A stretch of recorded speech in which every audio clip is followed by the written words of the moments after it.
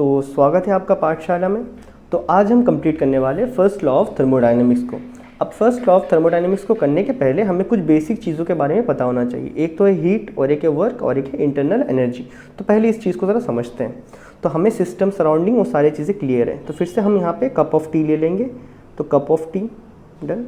ये क्या है हमारा, कप ऑफ टी नहीं लेंगे, चलो इस बार कप ऑफ आइस लेंगे। एक कप ऑफ आइस है, चलो इसके अंदर मैंने एक ही आइस बनाया। अभी देखो ये सिस्टम के अंदर क्या है, एक आइस, इस वर्ष आइस हमारा सिस्टम है, ठीक है। और मैंने इसको एक डब्बे के अंदर रखा है, कप के अंदर रखा है। तो पहले मैं इसको क्या प्रोवाइड करूँगा, हीट प्रोवाइड करता होगा। मुझे इसको मेल्ट करना है तो हीट ही प्रोवाइड करूँगा ना। तो यहाँ पे मैं हीट प्रोवाइड कर रहा हूँ, दिख रहा है ना। मैं क्या कर रहा हूँ, मैं इसको इग्नाइट करके, तो हीट क्या है यहाँ पे, तो यहाँ पे टर्म क्लियर होगा। हीट क्या है, heat it is the amount of energy supplied, it is the amount of energy supplied, energy supplied. क्या बात है, क्लियर है। तो हम लोगों ने जो अमाउंट ऑफ एनर्जी सप्लाई किया था उसे हीट कहेंगे। इसको हम किससे लिखते हैं, क्यू से लिखेंगे। क्या हमें यहाँ तक बातें समझ आया। अब जो ये हीट है वो क्या क्या करता है देखो। तो तुम लोगों को याद होगा, मैंने पहले जब पढ़ाया था, तो जब आइस क्या बनता है, जब आइस लिक्विड बनता है ना, जब ये पूरा आइस का क्यूब लिक्विड बनेगा, तो जब तक लास्ट क्यूब ऑफ, जब मतलब लास्ट टुकड़ा ऑफ आइस जब तक लिक्विड नहीं बनेगा, तब तक क्या टेम्परेचर बढ़ेगा पानी का, नहीं, तब तक टेम्परेचर नहीं बढ़ता है। जब तक पूरा आइस मेल्ट ना हो जाए लिक्विड में, तब तक टेम्परेचर नहीं बढ़ता है। वो 0 डिग्री सेल्सियस ही रहता है कंटिन्यूअस।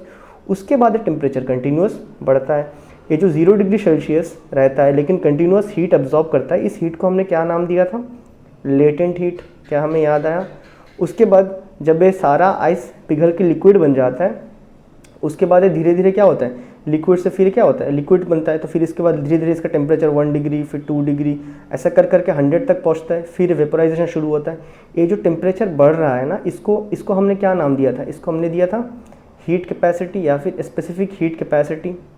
याद आया, हीट कैपेसिटी या फिर स्पेसिफिक हीट कैपेसिटी हमने इसको नाम दिया था। अब देखो इसी दो टर्म्स को इन टर्म्स ऑफ थर्मोडायनेमिक्स में हमें बताना है। तो थर्मोडायनेमिक्स, तो यहाँ पे भाई फिजिक्स का टर्म आ रहा है, एनर्जी का टर्म आ रहा है, समझ रहे हो ना, गाड़ी वगैरह मशीन का टर्म आ रहा है। तो हमें इसको मैकेनिकल एनर्जी के टर्म पे लिखना होगा। डन। तो यही लेटेंट हीट जो स्पेसिफिक हीट कैपेसिटी था, उसे हमें इस बार किसके टर्म पे लिखना है, in terms of mechanical energy में लिखना है। तो हमने जो यहाँ पे हीट सप्लाई किया था, अमाउंट ऑफ हीट जो क्यू हमने सप्लाई किया था, वो पहले किस काम में यूज़ होगा, पहले तो इस वाटर को मेल्ट करने में यूज़ होगा ना। जब तक मतलब पहले इस आइस को मेल्ट करने में यूज़ होगा। तो जब तक ये पूरा आइस ब्लॉक मेल्ट होकर वाटर नहीं बन जाता है ना, तब तक ये हीट कंटिन्यूस कंज्यूम करेगा, डैडी कि नहीं, हीट कंटिन्यूस कंज्यूम करेगा और उस एनर्जी को अपने अंदर ही स्टोर करता रहेगा। अब देखो जो इंटरनल एनर्जी होता है ना, अब सिंपल से बताओ, अगर यहाँ पे लिक्विड बनाना है, लिक्विड बन के इसका 30 डिग्री सेल्सियस टेम्परेचर हो गया। मैंने इस आइस को मेल्ट किया, आगे मतलब हीट दे के फिर ये आइस मेल्ट हो गया, लिक्विड बना, लिक्विड बनने के बाद अभी इसका टेम्परेचर 30 डिग्री सेल्सियस है।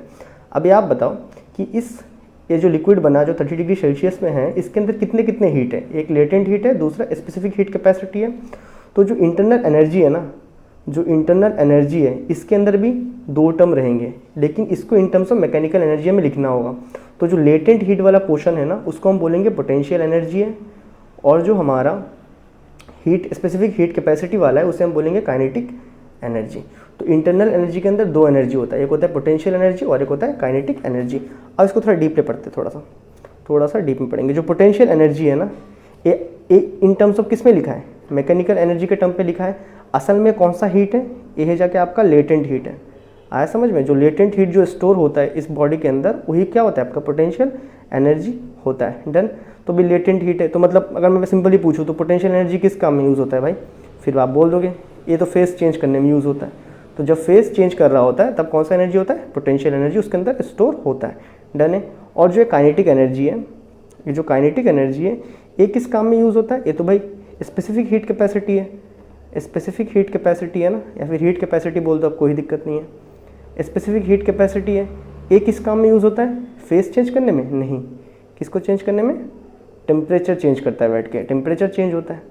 हमने यहाँ पे देखा भी था, जब पूरा आइस मेल्ट हो गया था लिक्विड में, उसके बाद अगर हम इसको हीट करते तो 1 डिग्री 2 डिग्री 3 डिग्री के टेम्परेचर बढ़ते रहेगा। यहाँ पे जो टेम्परेचर राइज हो रहा है, ये किसकी वजह से हो रहा है, काइनेटिक एनर्जी बढ़ रहा है। इस केस में टेम्परेचर चेंज नहीं हो रहा था, वो एनर्जी किसके पास जा रहा था, पोटेंशियल एनर्जी के पास जा रहा था। तो इंटरनल एनर्जी के अंदर दो एनर्जी होता है, एक होता है पोटेंशियल और एक होता है काइनेटिक एनर्जी। तो पोटेंशियल एनर्जी हम in terms of mechanical energy में लिखना चाहते हैं, असल में वो कौन सा है, हीट एनर्जी है, मतलब वो लेटेंट हीट है। वो किस काम में यूज़ होता है, फेस चेंज करने में। वही काइनेटिक एनर्जी मैकेनिकल एनर्जी का टर्म है। ये असल में कौन सा एनर्जी इसके अंदर स्टोर होता है, स्पेसिफिक हीट कैपेसिटी। जो स्पेसिफिक हीट था वो स्टोर होता है इसके अंदर, कैपेसिटी छोड़ता है, स्पेसिफिक हीट स्टोर होता है इसके अंदर। और एक किससे हम लोग चेक करते हैं कि काइनेटिक एनर्जी बढ़ रहा है कि नहीं, टेम्परेचर चेंज से, मतलब टेम्परेचर चेंज में समझते हैं। अब देखना, ये जो थर्मोडायनेमिक्स है ना, इसमें हम ज़्यादातर गैस के ऊपर फोकस करेंगे क्लास 11th में। तो हम ज़्यादातर, ये हमारे लिए ठीक है, in class 11th we focus more on gases, क्योंकि गैस में डेरिवेशन करना थोड़ा इजी पड़ जाता है। तो क्लास 11th में एज एन इंजीनियर हम लोग किस में फोकस करेंगे, गैसेस के ऊपर फोकस करेंगे। अब इस चीज़ को समझो ज़रा, ठीक है, एक बार समझो ज़रा। अब तुम्हारे पास आइस ओइस, भाई ये तो समझ आ गया ना, इंटरनल एनर्जी, पोटेंशियल एनर्जी और काइनेटिक एनर्जी में होता है। तो हम गैस पे फोकस करेंगे। तो इस बार मैंने वही सिस्टम लिया, लेकिन इसके अंदर क्या है, इस बार गैस है। डन। अगर मैं इस गैस को हीटअप करता हूँ, अगर मैं इस गैस को हीट प्रोवाइड करता हूँ, तो भाई इस गैस में क्या फेस चेंज होगा। आप बोलोगे हाँ सर, फेस चेंज होते होते प्लाज्मा बन जाएगा। लेकिन याद रखो भाई, ये फेस चेंज होते होते प्लाज्मा बनेगा ना, यही बोलना चाहते हो। यूट्यूब में शॉर्ट्स वगैरह देख के नहीं भाई, लेकिन क्लास 11th के बुक में हम प्लाज्मा तक नहीं जाएंगे। तो जब हम इसको हीटअप करेंगे तो ये हीट होगा, अपना टेम्परेचर क्या करेगा, अपना टेम्परेचर बढ़ाते रहेगा। तो टेम्परेचर बढ़ रहा है मतलब क्या बढ़ रहा है, खाली काइनेटिक एनर्जी बढ़ रहा है। तो इन गैस के केसेस में खाली काइनेटिक एनर्जी बढ़ता है।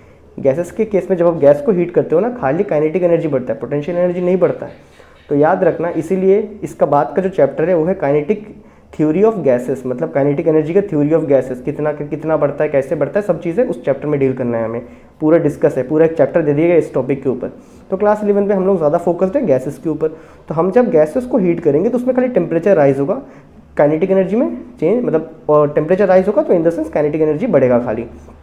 अब हमें यहाँ तक समझ आया। अब एक और चीज़ समझो। अगर तुम्हारे पास एक पिस्टन है, ठीक है, थोड़ा इंजीनियर वाला बात करते हैं। तुम्हारे पास एक पिस्टन है, तो हमने यहाँ पे हीट का बात कर लिया जो हम सप्लाई कर रहे हैं।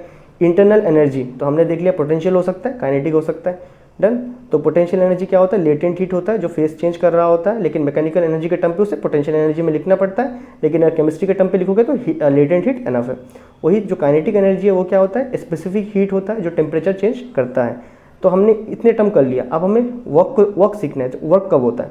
अभी तुम अगर मानो तुम्हारे पास एक पिस्टन है, डन, गलती होगी, चलो कोई नहीं, पिस्टन को बड़ा कर लेंगे थोड़ा सा। अब तुम्हारे पास एक पिस्टन है, डन, इसके अंदर क्या है, ऑब्वियसली गैसेस है, इसके अंदर भरपूर गैसेस है। तो अभी तुमने क्या किया, तुमने इस पिस्टन को हीट करना शुरू कर दिया। अब तुमने इस पिस्टन को हीट करना शुरू किया। अब जब तुम इस पिस्टन को हीट करोगे तो पहले तो भाई इस गैस का टेम्परेचर कंटिन्यूस बढ़ते रहेगा, मतलब काइनेटिक एनर्जी कंटिन्यूस बढ़ेगा। थोड़ा देर बाद क्या तुम देखोगे नहीं, थोड़ा देर बाद क्या दिखेगा, ये जो पिस्टन है ना, इस पिस्टन को धकेल के, ये जो गैस है धकेल के क्या कर दिया, पीछे हटा देगा ना, पीछे हटा देगा इस पिस्टन को धकेल के। अभी दिख रहा है ना रेड वाला कहाँ पे आ चुका है, धकेल के पीछे हटा देगा, अपने जगह को ले लेगा, ऑक्यूपाई करेगा। तो याद रखना, जो हम लोग हीट सप्लाई करते हैं ना, वो कभी कभी वर्क के काम में यूज़ होता है। किसके काम में, वर्क।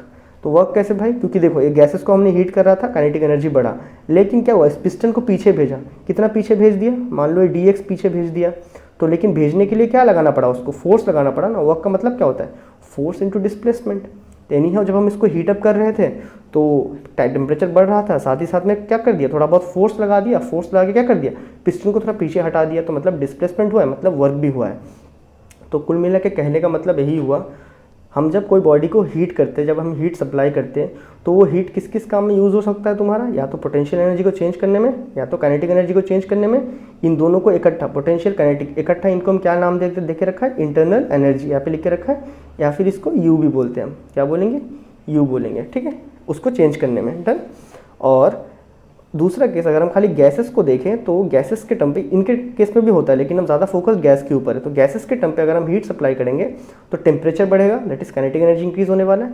और वही गैस को अगर हम एक पिस्टन के अंदर देखें तो जब इसको हम हीट करेंगे तो इसका टेम्परेचर तो कंटिन्यूस बढ़ेगा, लेकिन थोड़ा देर बाद क्या कर देगा, ये अपना वॉल्यूम को एक्सपैंड करेगा। एक्सपैंड करने के बाद क्या करेगा, एक एक्स्ट्रा जगह को ऑक्यूपाई कर लेगा।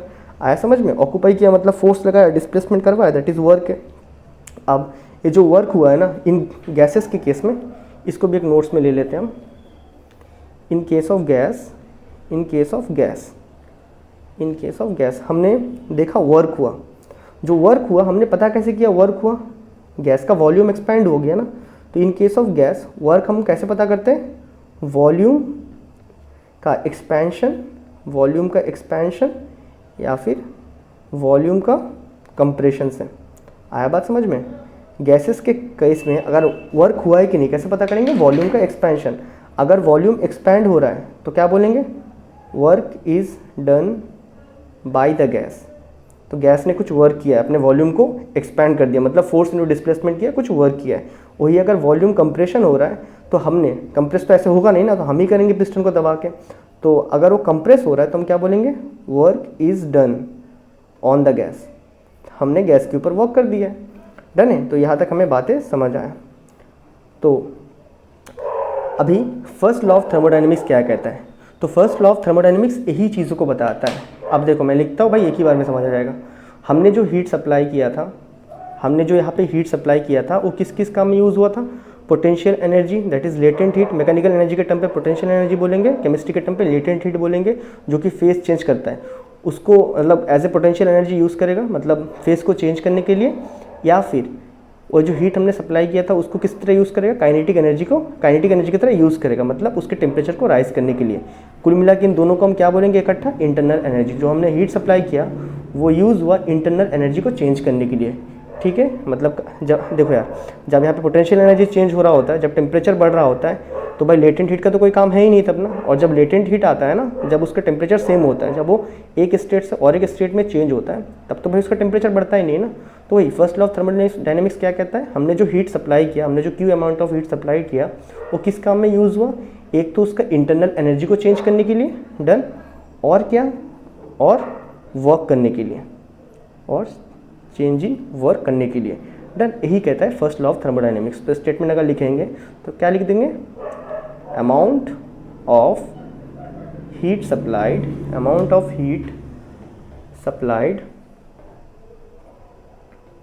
is used to change the internal energy of a system and to perform a work by the, देखो यहाँ पे work is done by the gas ना, बाय द सिस्टम। तो यही कहता है हमारा first law of thermodynamics. Done है। अब देखो, तो यहाँ तक आई होप आपको समझ आ गया होगा। तो यहाँ पे जब नीचे जगह बचा है तो कुछ केसेस डिस्कस कर लेते हैं, कुछ केसेस डिस्कस करते हैं। चलो फिर कुछ केसेस, एक केस देखते हैं, चलो फिर देखते हैं, दूसरे का जगह रहेगा तो भी कर लेंगे। तो पहला केस है हमारा आइसोथर्मल का, आइसोथर्मल प्रोसेस का देख लेते हैं। एक्सपेंशन कॉन्ट्रैक्शन दोनों हो सकता है। तो अगर आइसोथर्मल प्रोसेस है तो टेम्परेचर क्या रख लें हम, टेम्परेचर क्या होता है इसमें, isothermal that is temperature is same, लेकिन हम फिजिक्स में सेम को क्या बोल देंगे, कांस्टेंट। आइसोथर्मल में क्या करते हैं, टेम्परेचर को सेम रखते हैं या फिर कांस्टेंट रखते हैं, टेम्परेचर चेंज होने मतलब देते ही नहीं, मतलब जैसा टेम्परेचर है उतना ही रहेगा, ठीक है, नो चेंज। अब देखना, अगर आइसोथर्मल प्रोसेस हो रहा है तुम्हारा, हाँ अब देखते हैं, अगर आइसोथर्मल प्रोसेस हो रहा है तो टेम्परेचर में चेंज नहीं होगा, टेम्परेचर सब जगह सेम रख रहे हो तो चेंज कितना हो रहा है, नहीं हो रहा है, कुछ नहीं हो रहा है। तो अगर टेम्परेचर में चेंज ही नहीं हो रहा है तो क्या इंटरनल एनर्जी में चेंज होगा, ऑब्वियसली इंटरनल एनर्जी भी चेंज नहीं होगा। तो क्या हम यहाँ पे कह सकते हैं, अगर हम लोग फर्स्ट लॉ ऑफ थर्मोडायनेमिक्स को देखें, अगर हम लोग फर्स्ट लॉ ऑफ थर्मोडायनेमिक्स को देखें हम, तो वहाँ से क्या हम बोल सकते हैं, जो हमने हीट सप्लाई किया था वो इंटरनल एनर्जी को चेंज करने में यूज़ हुआ और वर्क करने में यूज़ हुआ। तो क्या हम वहाँ से डायरेक्टली बोल सकते हैं कि हाँ, अगर टेम्परेचर में चेंज ही नहीं हो रहा है तो इंटरनल एनर्जी में चेंज नहीं होगा। तो हम क्या बोल सकते हैं, हमने जो हीट दिया था वो कम्प्लीटली किस में यूज़ हो गया, एज ए वर्क में यूज़ हुआ। क्या ऐसा कभी कुछ होता है, नहीं, ऐसा कभी नहीं होता है। हमने जितना हीट सप्लाई किया वो कभी कम्प्लीटली वर्क में कन्वर्ट नहीं होता है। तो याद रखना, इसीलिए जो आइसोथर्मल प्रोसेस है ना, जो आइसोथर्मल प्रोसेस है वो प्रैक्टिकल नहीं है, इज़ नॉट प्रैक्टिकल। क्या हमें बातें समझ आया यहाँ तक, डन। और चलो, जब इतना जगह बचा है, केस 2 भी डिस्कस कर ही लेते हैं, थोड़ा बहुत केस 2 डिस्कस करते चलो। केस 2 है जगह हमारा एडियाबैटिक प्रोसेस का। यही दो चीज़ हमें बेसिकली क्लास 11 में इस बार दिया गया है।